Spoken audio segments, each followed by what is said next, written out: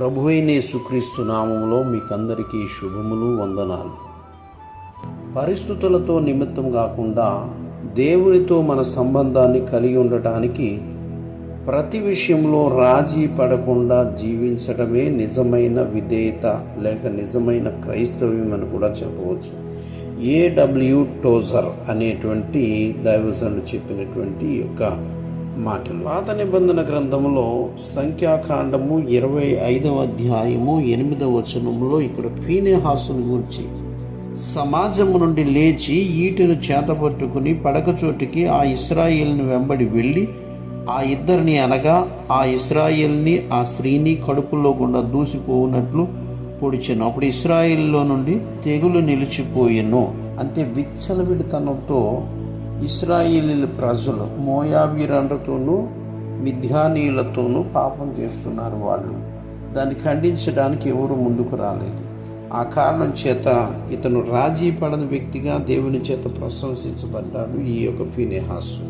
ఇర్మియా గ్రంథంలో 35వ అధ్యాయము 16వ వచనాన్ని ఒక్కటి చూద్దాము. ఇక్కడ రేకాబు కుమారుడైన యెహోనాదాబు కుమారులు తమ తండ్రి తమకిచ్చిన ఆజ్ఞను నెరవేర్చిరి గాని ఈ ప్రజలు నా మాట వెనకై ఉన్నారు. అంటే ప్రభు ఏం చెప్తున్నారంటే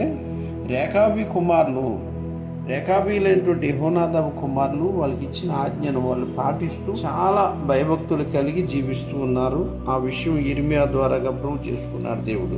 తర్వాత మనం యోహాను గురించి కూడా చూసినట్లయితే మత్తయి సువార్త 14వ అధ్యాయము 3-4 వచనాల్లో ఏలయనగా నీవు నీ సహోదరుడైన ఫిలిప్పు భార్య హేరోదియను ఉంచుకునుట న్యాయము కాదని యోహాను చెప్పగా హేరోదు ఆమె నిమిత్తము యోహానును పట్టుకుని బంధించి చెరసాలలో వేయించి ఉండెను. పాపాన్ని ఖండించడం ఈ రోజుల్లో సేవకులకు కూడా మహాభయం.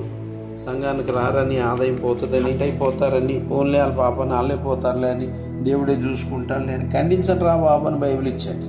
ఎవరి భాషలో వాళ్ళకి ఖండించండి, గద్దించండి, బుద్ధి చెప్పండి. మనం ముందు మారాలి, ఆ తర్వాత ఖండించడం మొదలు పెట్టాలి, గద్దించాలి, బుద్ధి చెప్పాలి, ప్రేమించాలి కూడా. కానీ అవేమీ లేకుండా వాక్యం చెప్పుకుపోతారు. వాళ్ళకి ఏదో ఆశీర్వాదం వస్తే వాళ్ళు మంచిగా డబ్బులు ఇస్తారు, తిండి పెడతారు, చర్చికి ఏదో పరికరాలు కొనిస్తారు అనే రీతిలో రాజీ పడిపోయినటువంటి వ్యక్తులను మనం చాలా మందిని చూస్తాము. ఇప్పుడు ఇక్కడ భక్తుడు చెప్పిన దానిలో ఏంటంటే రాజీ పడకుండా జీవించడమే నిజమైన విధేయత అని చెప్పేసి చెప్తున్నారు. దేవుడి మాటలను దీవించునగాక. ఆమేన్.